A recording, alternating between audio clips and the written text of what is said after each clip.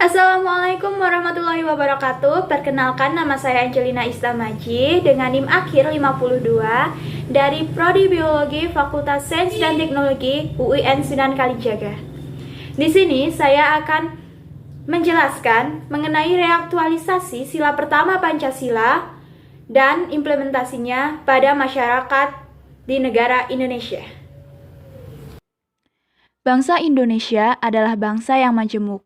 Salah satu sisi kemajemukan bangsa Indonesia adalah adanya keragaman agama yang dipeluk dan kepercayaan yang diyakini oleh penduduknya. Dengan kata lain, agama dan kepercayaan yang hidup dan berkembang di Indonesia tidaklah tunggal namun beragam.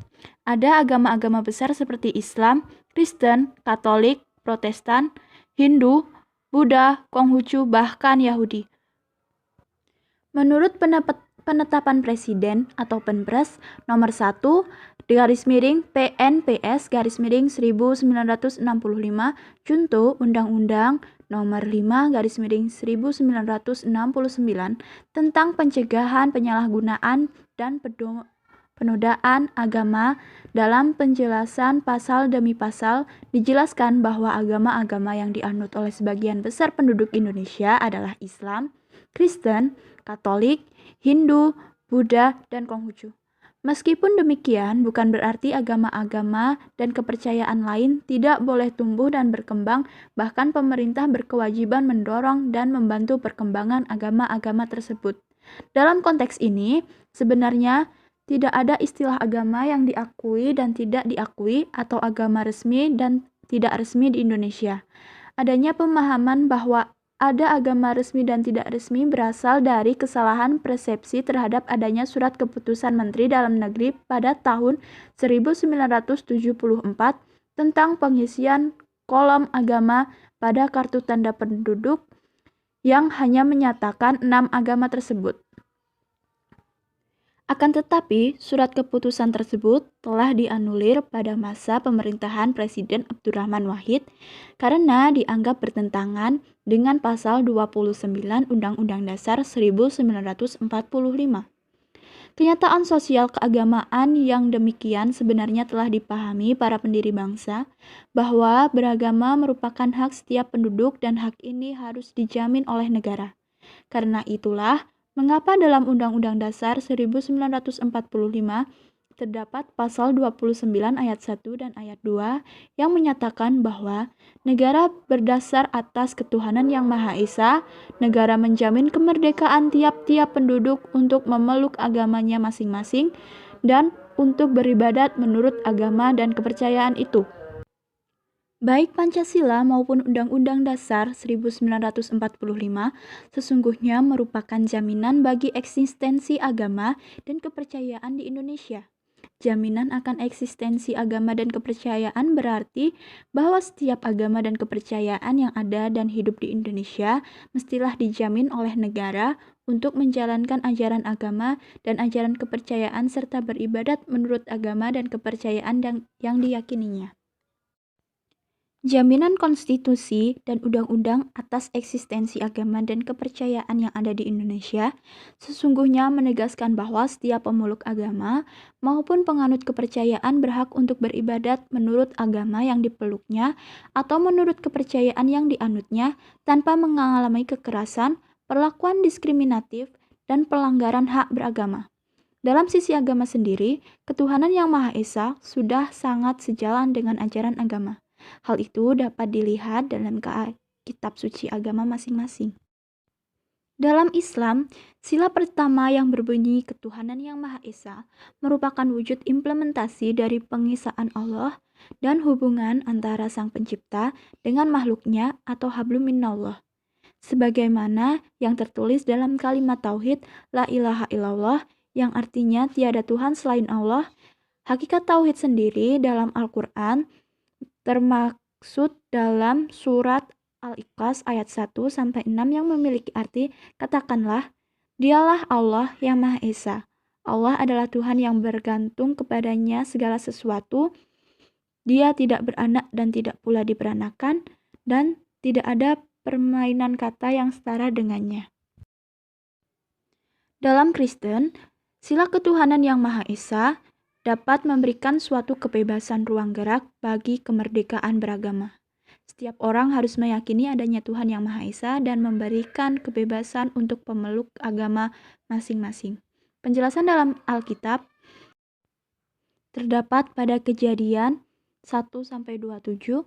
Tuhan Yang Maha Esa adalah Tuhan yang Maha Kuasa, sebagaimana jelas dalam tindakannya penciptaan langit dan bumi. Yohanes 8. Tuhan Yang Maha Esa adalah Tuhan yang Maha Kasih, serta Mazmur 1-2. Tuhan Yang Maha Esa adalah Tuhan yang Maha Penolong, Tuhan Halik langit bumi, beserta segala isinya. Dalam Katolik, sila pertama mencanangkan takwa, toleransi, kerukunan, dan kebebasan beragama. Hal ini sejalan dengan hukum Katolik mengenai taat kepada Tuhan dan dengan ajaran Konsili Vatikan II tentang kebebasan beragama dalam Dignitas Humanae nomor 6.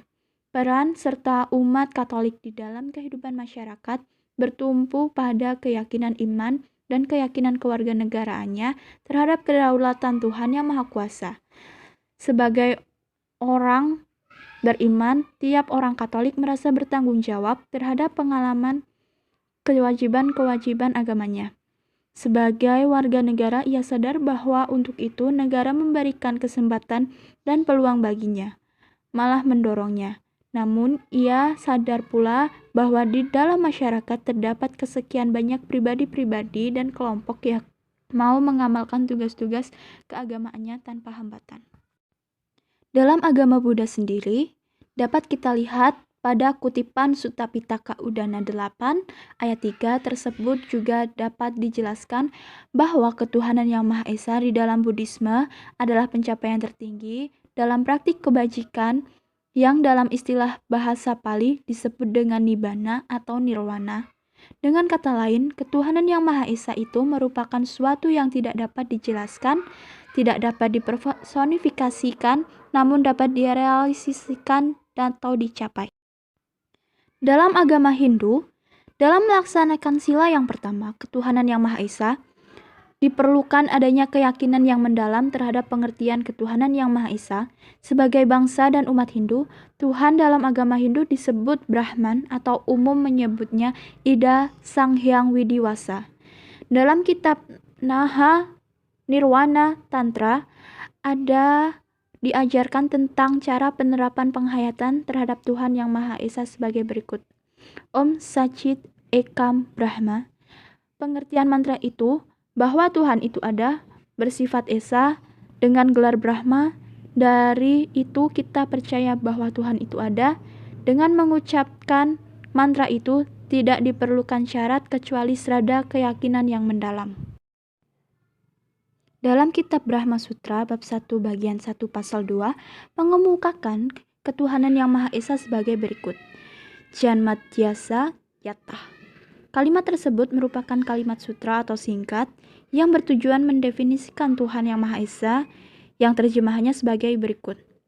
Yang dimaksud dengan Tuhan atau Brahma adalah suatu dari mana asal mula proses kejadian yang serba ada ini.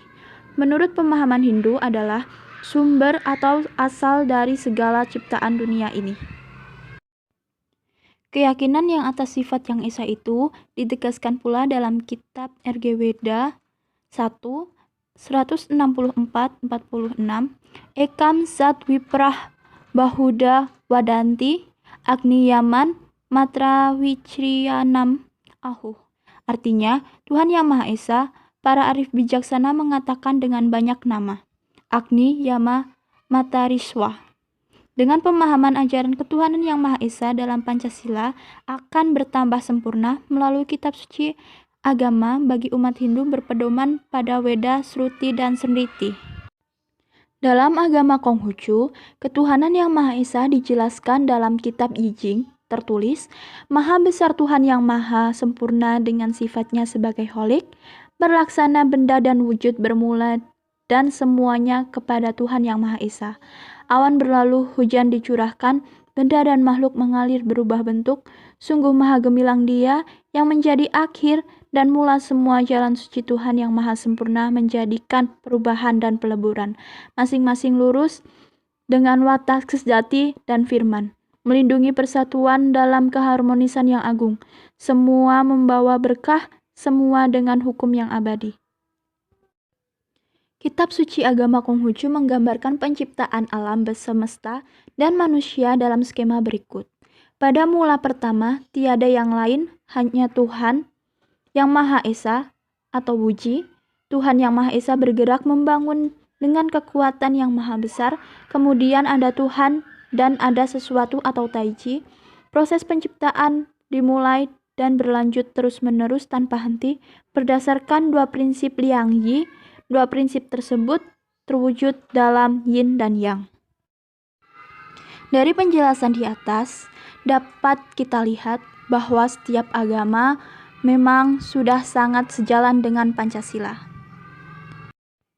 Dan karena adanya Pancasila, sila pertama yang berbunyi ketuhanan yang Maha Esa, sehingga setiap agama memiliki keyakinan masing-masing dan melakukan ibadah mereka masing-masing pula.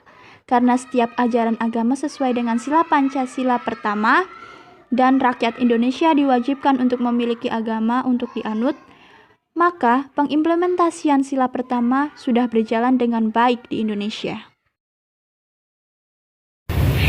Itulah materi yang sudah saya sampaikan. Sekian untuk video kali ini. Sampai bertemu di lain kesempatan. Wassalamualaikum warahmatullahi wabarakatuh. Semoga bermanfaat.